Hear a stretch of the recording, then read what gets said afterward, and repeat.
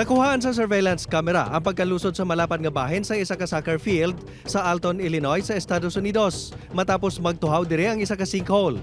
Ang sinkhole na nagalapad sang 30 metros kag nagadalom sang 9 ka metros base sa statement nga ginpagawa sang Alton Parks and Recreation.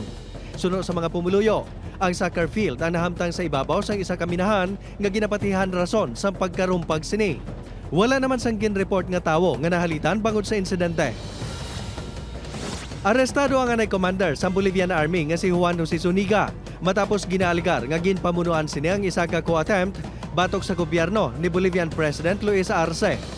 Antes ang pagdakop sa iya, gintipon ni Zuniga ang pila ka units sang militar sa Plaza Murillo Square kung sa di nahamtang ang Presidential Palace kag Kongreso gani nagluntad ang tensyon. Siyam ka tawo ang nasamaran bangod sa insidente.